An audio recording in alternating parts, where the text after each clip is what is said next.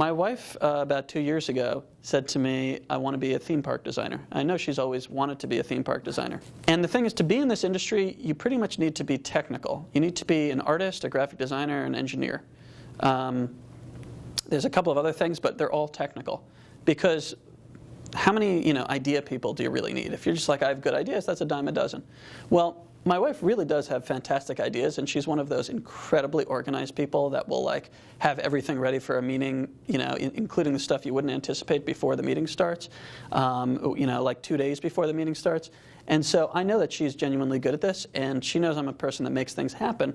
So I said, we're going to make you a theme park designer. We can make this happen through the nuclear football. This is the way to do it.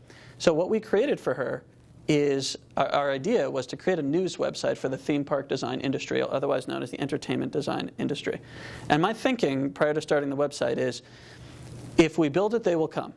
We build something that reports on news in this industry, then people that are in the industry will want to know what's going on in their own industry. We created something that was more visually appealing. It was more like 2011 or whenever we created it.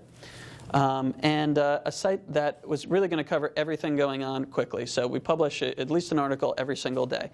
And another really important component, as I said, do interviews with micro-celebrities. Because those micro-celebrities, the people that build the theme park rides that we've all enjoyed in our lives, are pretty interesting. And at the same time as they're interesting, they're good people to partner with down the road if you say, hey, I'd like to do some concepting work for you. I said, just form a relationship, and this will be your in to get in this industry. And so she interviewed people, sent out emails with a subject interview request to the people that have built some of the most incredible rides, biggest theme parks out there that don't get much recognition. You probably don't know their name, other than Walt Disney. So she did this, and it worked really well. A lot of people were interested in doing the interview, and it's because it wasn't just a strategy. I was the one with the strategy, but she's the one with the passion. That's what made her a great client, so to speak, is because she's genuinely interested in this stuff. I mean, she loves this. So she went out and did these great interviews and wrote pieces that took her days to write on these folks. And she made a good relationship with them. And then what we ended up doing, here's an example of an interview. This is the guy that created the Jaws ride at Universal Studios, Back to the Future ride, which used to be one of my favorites, E.T., he used to be Spielberg's roommate. So we created this little call to action. This came to me like a year after we started the site. It says, interested in hiring an entertainment designer? Right now it says, we know all the best teams in the industry. And it's true. Because my wife has interviewed the best teams in the industry, she knows them.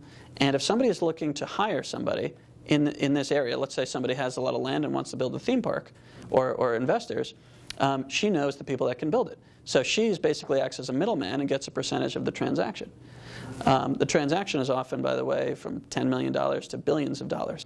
Also, because she gets a lot of links from these interviews, again, without trying, she's never even done any outreach, that's the cool part, she ends up ranking really high for entertainment design.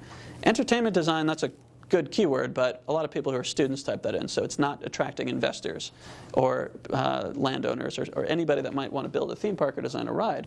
Because she produces so much content, this is her traffic graph.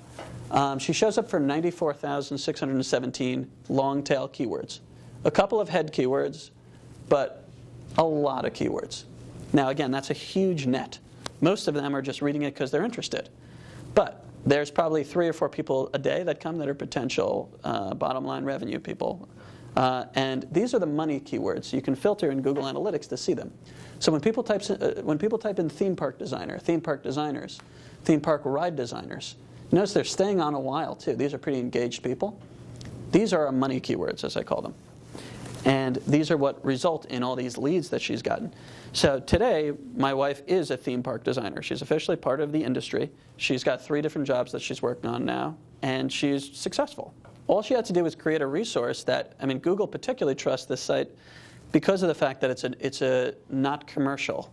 Even though it does have a commercial intent in there, Google sees it as a news site. In fact, we submitted it to Google News, and it was accepted. So it is truly a news website. So it gets special favor with Google, and it's been so successful. And she truly works with some of the biggest theme park chains in the world now, from creating a news website and networking, basically. So that's kind of the power of the nuclear football and all the stuff that it can do.